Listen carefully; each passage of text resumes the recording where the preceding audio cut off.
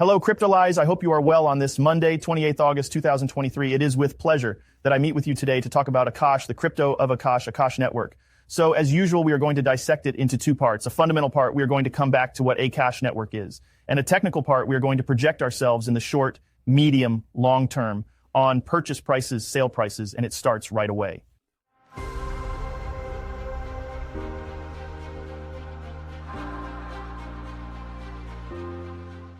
What is AKASH network? So AKASH network is already a blockchain that is built on Cosmos, on the Cosmos SDK. So that means that it already has basic access to everything that the Cosmos ecosystem can offer, including the whole notion of interoperability, which we keep in mind for the rest of this analysis. So clearly AKASH network, the goal is to be able to have a decentralized infrastructure which makes computing power available. Overall, that's it. That's the notion of supercloud. They define it as themselves, implying having computing power made available to everyone at a price that corresponds to everyone. It's really this principle, that is to say that if you ever have computing power, you can make it available through AKASH network. And if you ever need the computing power, such as deploying a particular node or even simply putting in place of artificial intelligence, as we will see shortly, you can use AKASH network to be able to recover the computing power.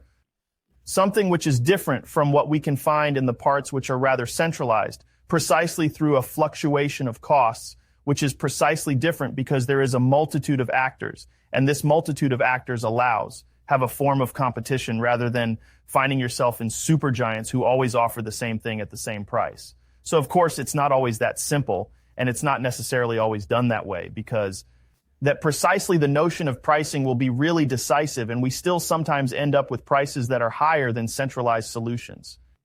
So next we find ourselves on, precisely as I told you, a level 1 blockchain, which is built on precisely the Cosmos SDK in proof of stake to be able to secure all the elements of the blockchain, and the AKT is used in the part of staking and also in the price part. And precisely this notion of interoperability through the IBC protocol, which is specific to Cosmos SDK, therefore the Cosmos development kit in which we can very easily connect to Cosmos. Hub ensures that our cash friend is fully compatible with all of the Cosmos blockchains and all of the blockchains that Cosmos allows to interface. So it goes in both cases too.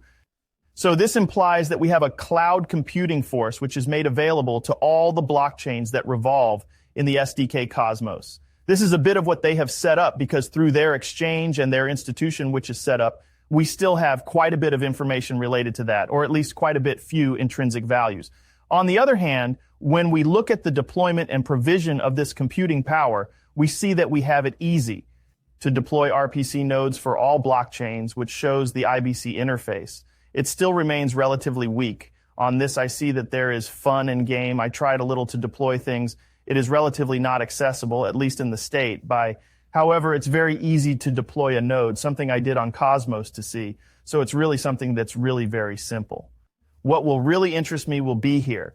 It will be the notion of a supercloud which is linked to artificial intelligence, in which they are currently building. They are currently testing the construction of a set of superclouds specialized for artificial intelligence. That is to say that we provide GPUs, therefore graphics cards with computing power, to train models and to build artificial intelligence.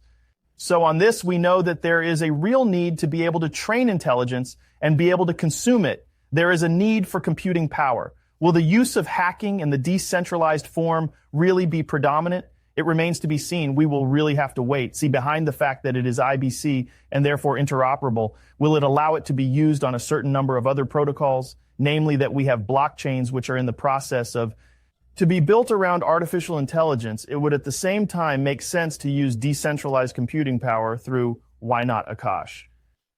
On the other hand, we will have to take a little step back, once again, on the prospects. Like any blockchain, this implies it will be really dependent on the use of it. The more transactions there are, the more profitable it will be. The more profitable it will be, the closer the valuation will be to reality. If this is not the case, at that point, we will have gaps and we can have relatively strong corrections, as long as we are not in the speculation phase. And as a reminder, we are in a bear market, so we are not in a speculation phase. In terms of the token itself, the AKT, it is still half diluted. It lacks 45% of max supply. It still remains quite substantial, even if it is spread over time.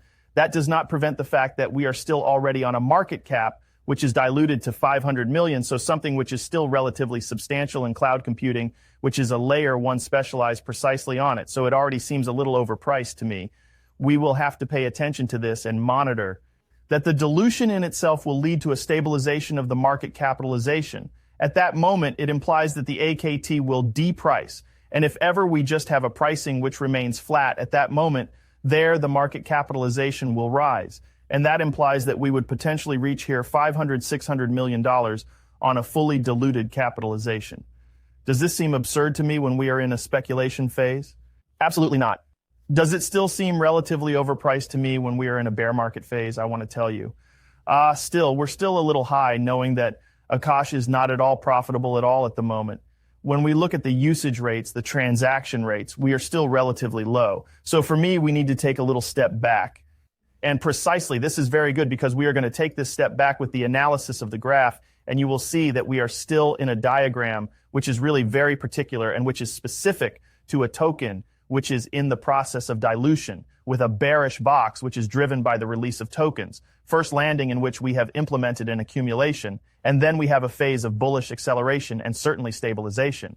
For me, we will find ourselves in a dilution which will be carried out between the 1, 5, and potentially an effective retest. We will go and see it straight away, but the 0.67, in which it would be completely logical. So for that, we're going to zoom in and you'll quickly understand why. By zooming in, you will see that we have here the implementation of the accumulation of week-off, classic bearish trend. We stop the bearish trend with the standing climax. We retrace, we make here a liquidity take, which is light with an STB bullish breakout with the breakout of the AR retracement. We do a last retest, then we consolidate above the retest of the AR and we break. And during the breakout, we see clearly that we have the acceleration of the course. So here we have the implementation here of an end of accumulation of week-off. This end of accumulation of week-off generally ends not with an acceleration which never stops. This is the case when we are in bull run. Only in bull run, it is no longer in a phase of effective retesting. Normally, it is expected to retest this part, or even to make a small wick which will go back underneath to release all the liquidity before leaving. For me on this, I tend to tell you that I will go and get the AKASH here at 0.67. For what? Because already basic, that implies that I have a diluted market cap capitalization, which would be divided in half. Okay, so we would be around 350, 300. Or even we will say between 250 and 300. On this, it seems to me a valuation which is rather consistent in relation to the history of AKASH and the added value that AKASH can have as it stands in a bear market. So for me, we would really be in something that would be interesting. Once again, my idea is to have attractive pricing. For what? Because I know that I still have 45% of the tokens that will arrive, so that implies that I will have dilution which will occur gradually. On this, I have big news. I have a price reaction which was very strong, a very strong technical break, which is also accentuated. We are going to take back the liquidity here, and we see that we had a sell out. First wick, which was swallowed, second wick, and third wick, in which we did not fence underneath, fortunately. We haven't done any renovations, but it's still there. So if we are really in a dynamic where we have a BTC which is retracing, this implies that we will have a bearish pressure which will be exerted on the cash, and therefore also behind a distribution of tokens, therefore a new bearish pressure. For me, if you ever miss this acceleration, you will have to wait for a retracement at some point to be able to return to this project. The other element to take into consideration is that we have a large liquidity zone and a large volume zone, which is precisely here between $3 and $5. It is possible to have one more acceleration to arrive in this zone before being able to make the retracement. In any case, at that point, we will readjust our zone spots. This implies that if we have a retracement, we will certainly retest this part with a retest of the $1. But at that point, we will readjust the analysis to be able to make a precise decision. Is it worth buying here? It really depends on your policy. If you have a very strong exposure policy and you are ready to buy if we ever go down and stagnate for a while, here it is not.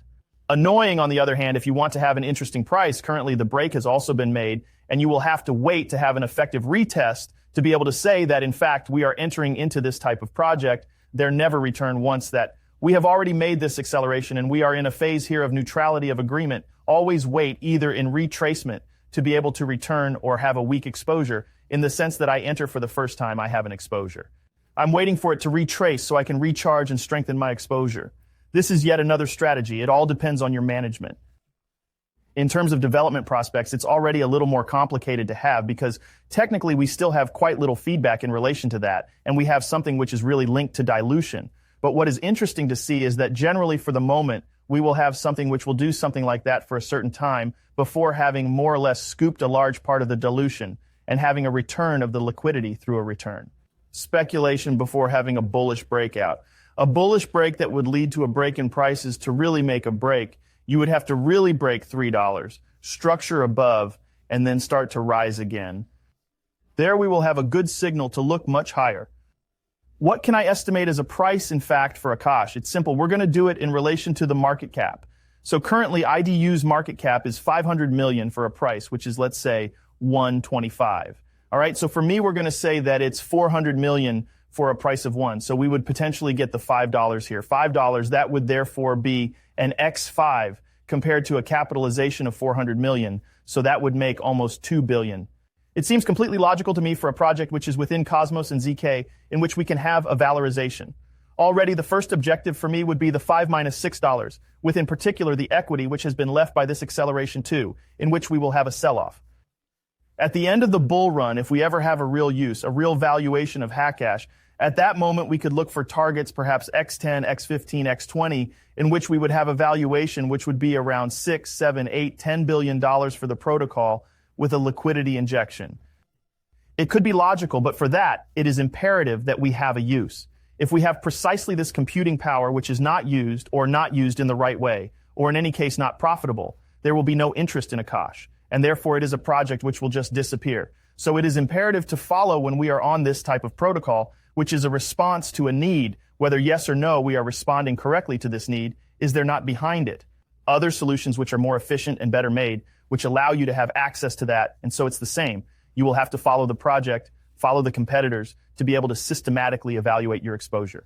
I hope you liked this video. If so, don't forget to leave me a little like and a comment. It always makes me very happy. And I will provide you with a description of the 2 videos that I've carried out on BlackRock and the interest he has in BTC, why he wants the bull run, and precisely my analysis today in which I give you the start dates of the bull run and especially the end dates of the bull run so that you can prepare. In any case, these are my dates which are linked in principle to the cycle. Links in comments and descriptions. And we'll see you tomorrow morning at 7 a.m. for the daily news.